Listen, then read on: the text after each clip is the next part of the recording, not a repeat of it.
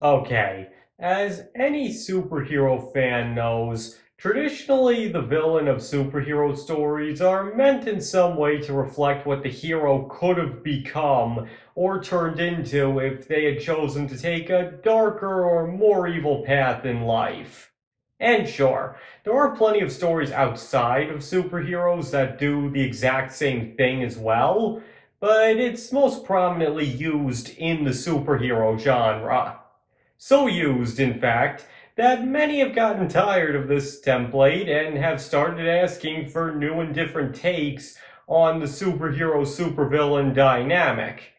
But that aside, being that Megamind is a deconstruction of superhero movies, it naturally does a perfect job of deconstructing this template. Just not in the way you might think. But before we go any further, I just have to give my usual warning that there will be spoilers ahead for this movie. So if you haven't seen it yet, you should probably click off this video and come back later. This is the only warning you'll get. Alright, so to cut right to the chase, yes, Hal Stewart does most definitely serve as a dark reflection of the main character. But where the subversion comes in is that he's showing the audience how a villain could have been even worse, rather than showing what the hero could have become. I mean, I guess Hal does show, in a very literal sense, how dangerous Metro Man could have been if he had chosen an evil path. But keep in mind that Metro Man is not the main character here. That distinction belongs exclusively to Megamind, and it's him that Hal is a reflection of. Now, as I talked about at length in another video, and you can find a link in the description to it in case you'd like to check it out, what's important to note about Megamind is that he is only a villain on a superficial level. He believes his purpose is to be the bad guy to Metro Man's good guy, and goes out of his way to do the best job at that possible. To him, it's all about the planning, the effort, the attempt to try and defeat him. In the end, it's all just a show. He doesn't mean anybody any actual harm, has no bad intentions, and essentially wants to be defeated as there's no fun in victory, as he finds out during the events of the movie. And this is only taken a step further with the way he behaves towards others as well. Because when he's not deliberately acting like an over the top villain, he's actually a pretty nice guy, and is shown when pursuing a relationship to behave exactly how a partner should. I mean, there is the fact that he puts on a disguise, but in the context of the story, it makes perfect sense why he would do that. But I mean, just look at his reaction when Roxanne makes it clear she would never care about him. He just plainly states that he knew it was a lost cause and simply walks away accepting that he would never have her. At that moment, he's no supervillain at all, just every insecure person's worst nightmare come to life. Now, you're probably wondering, what's my point with all of this? That despite taking so much pride in being the villain, despite the fact that he was literally raised by criminals, and despite the fact that he's hated by everyone, Megamind is by no means a bad person. He does a good job at playing the villain, yes, but at heart he's actually a good man. Now let's contrast this with Hal Stewart. Now, at first glance, Hal seems like a normal, if somewhat obnoxious, man. Then he quickly starts revealing himself to be someone desperate for a woman he'll never have because he refuses to see the faults in himself. And on top of that, he has a job as a cameraman, lives in a messy little apartment, and overall seems perfectly okay with this, showing he has absolutely no higher ambition in life.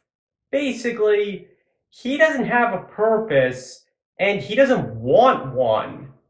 And once again, he's pretty rude and unpleasant to most people he talks to, so he's not exactly a great guy all around. But then he gets Metro Man's powers, and does he use them responsibly?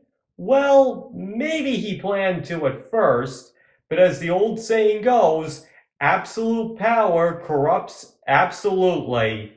In other words, the fact that he was already not a great person, combined with the fact that he now has the powers on par with a demigod, it goes right to his head, and he quickly decides to give in to his anger and go on a rampage. Basically, his newfound powers cause the worst parts of himself to quickly unlock not the Titan in him, but the Titan within him. So after that, he actively takes pride in being the bad guy as well, but also intends on doing horrible things with that title rather than have it all be for show. And of course, there's how he treats Roxanne as well.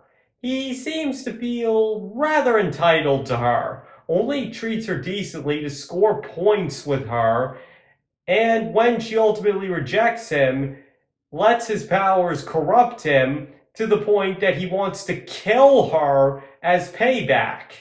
Again, it's pretty obvious why he isn't exactly considered an ideal partner here.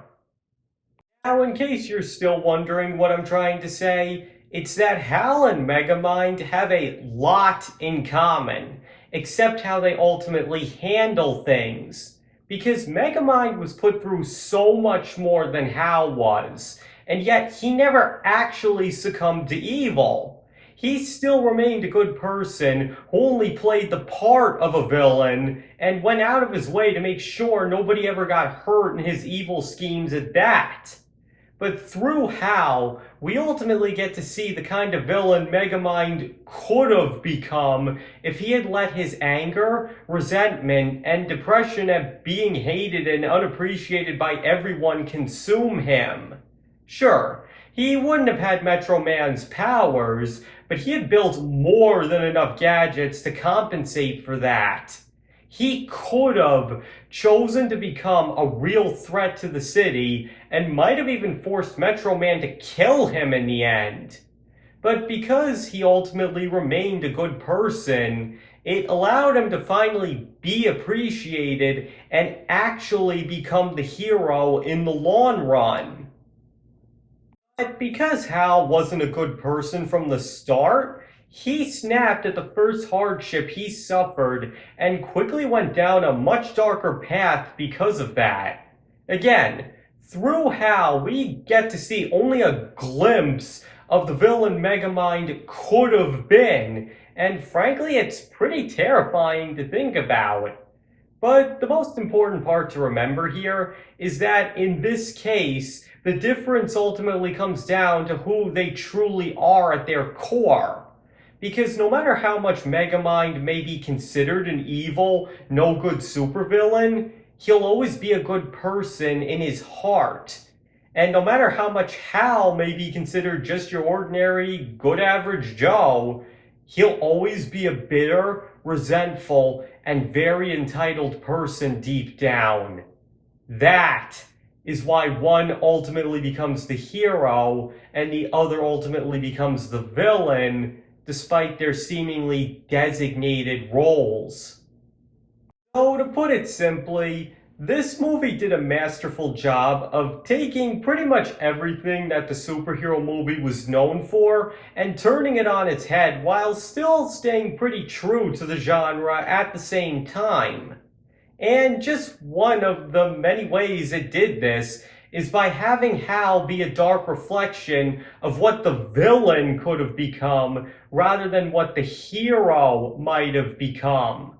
And while Hal is the more realistic of the two, one must also keep in mind that there are still people like Megamind in this world as well, who present themselves as bad people but are actually good deep down.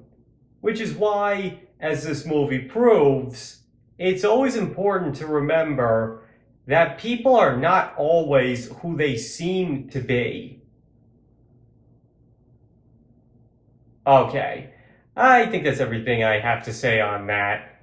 So now I'd like you to tell me, do you believe Hal Stewart serves as a dark reflection of Megamind's character? Or do you believe there are too many differences between them to be considered that? Please let me know your thoughts in the comments below. And like always, you do not have to agree with me on anything I said in this video just because you watched it. You can feel any way about this or any other topic that you want to. And thank you all for watching. It is all greatly appreciated. And I hope to see you all next time.